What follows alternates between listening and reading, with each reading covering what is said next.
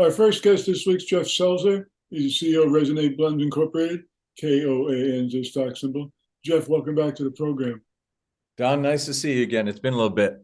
It has been. We've done a couple of really interesting segments, fascinating company. Why don't you reiterate what the company does for us?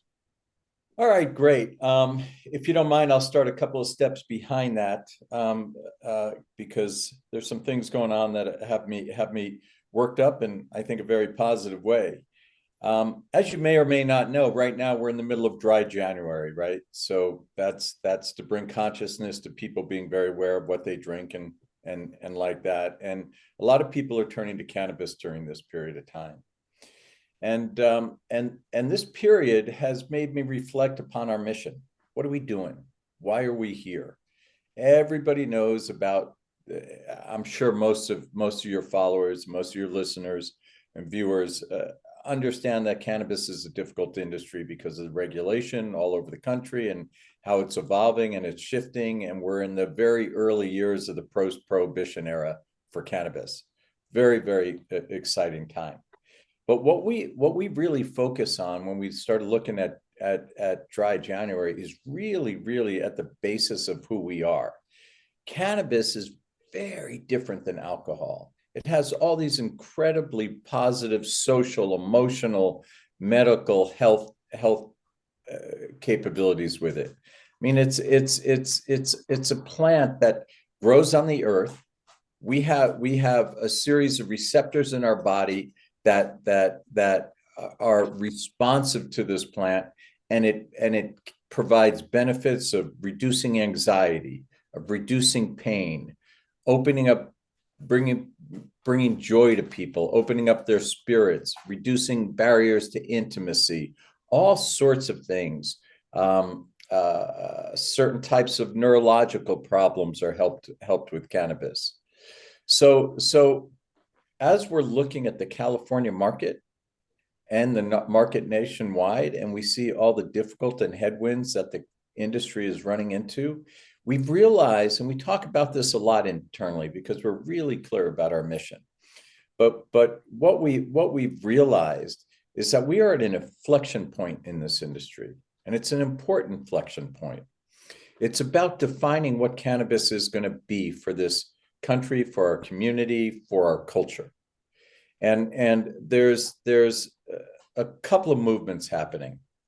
The biggest one that affects us and is important for the industry as a whole, if you look at the way the distribution systems are set up, they're so highly regulated that it has a lot of increased cost in the industry. That tends to drive people a lot to the gray and the black markets. But the core sales of the industry are doing, quite well. The growth is not where people have expected. It seems to be turning around again after COVID and all of that. But the issues around what happens in the dispensaries and the existing distribution channel are critical. There is a race to the bottom there. It's how much THC can I get for the dollar? And what that really means is how high can I get for the dollar? It doesn't talk about all of these incredible capabilities of the plant, but it's whether or not I can check out. When we as a company, and there's a lot of us out here, we're not alone out here. We are saying, no, don't check out, check in. Cannabis is a very powerful motivating for positive social interaction. You hear all the things. Robin Williams used to joke about this. You ever see anybody get in a fight in cannabis? The answer is no. It is a heart opener. It stimulates all these very positive pharmacological shifts that go on inside of our bodies. Let's take, for example, and you and I have talked about this, anxiety. What happens when you go into a state of anxiety? Your digestive system shuts down, your immune system shuts down, your ability to think in a linear long-term way is diminished. You become fragmented, your reflexes turn on and are very quick, your peripheral vision increases. Well, if you reduce the anxiety, whether you use a pharmaceutical or you use a properly formulated cannabis solution, and I emphasize properly formulated, it's not any cannabis out there. What happens is you come into center. Everything turns back on. If you're in chronic anxiety for your life, you're destroying your body. That's what happens. That's why people with a lot of anxiety get sick at younger levels. Cannabis helps with that, and in a way that does not diminish your day-to-day living. It enhances it. We are dedicated to that, refining, amplifying, and calibrating the capabilities of cannabis to its greatest use so people can check in, find what they're looking for, and empower their lives. That is our reason for being. Well, that is so eloquently put. And, looking at some background information about the company, about you personally, you basically have a endearing and personal relationship with cannabis, don't you? I really do. I've been using cannabis since I was a teen, and I was never what they call a wake and bake stoner. It's just never appealed to me. But Don, it's a little hard to explain. It's been like a friend throughout my life. It allows me to calibrate on very fine levels. I did an interview recently, and they asked me what was the most profound cannabis experience I've had, and it's a little personal, but it's also a big deal for me, so I'm going to say it here. And this was my dad was dying 24 years ago. Last Wednesday, he passed. He was dying of prostate cancer, so it was painful and uncomfortable. We all know about that. Being men getting older, we're very conscious of it. I was working at Disney at that point. I was running the interactive education group. And I would fly back every other weekend. I would bring a small bag of pot with me. At that time, it wasn't as refined and I didn't understand it as fully. But we would sit for a whole weekend and we would get high together and we would talk. Don, two things happened. He and I had the best, deepest, most profound conversations that I've probably ever had with anyone in my entire life. It brought our relationship very, very close at that point.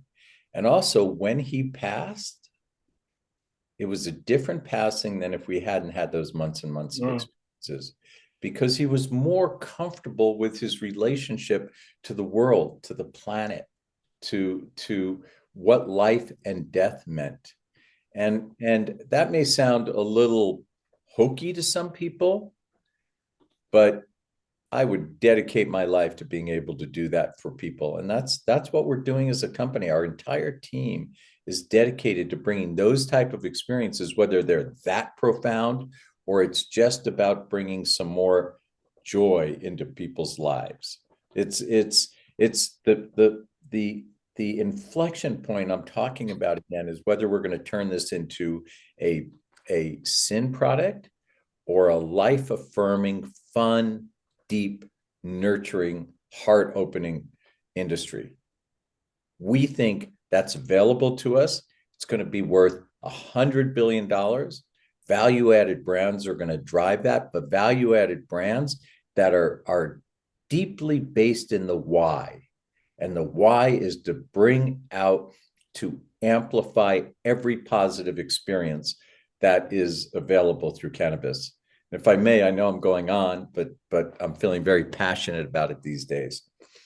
We've had some recent success in the lounge business. In the lounge business, or cannabis lounges are starting to pop up. We're in the 3 top in California, and they've become our greatest revenue generators. Not only are they selling drinks at the lounges, but it drives sales with our multi-serves into the dispensaries. So I go to the events quite often because I like to talk to the customers. I like to feel what's going on.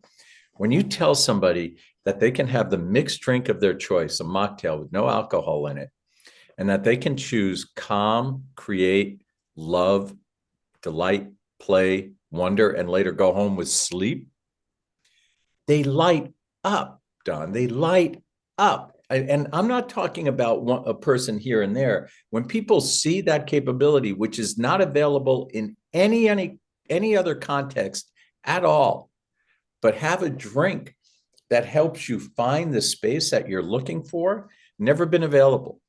And we can uniquely do that because of how we formulate and how we think about cannabis. And we want to spread that across the country. And to that end, we're doing joint ventures for other delivery vehicles, because the drinks are not they're a small part of the market right now, but other types of edibles and pre-rolls and things like that. We're bringing the same discipline to that with partnerships with great companies.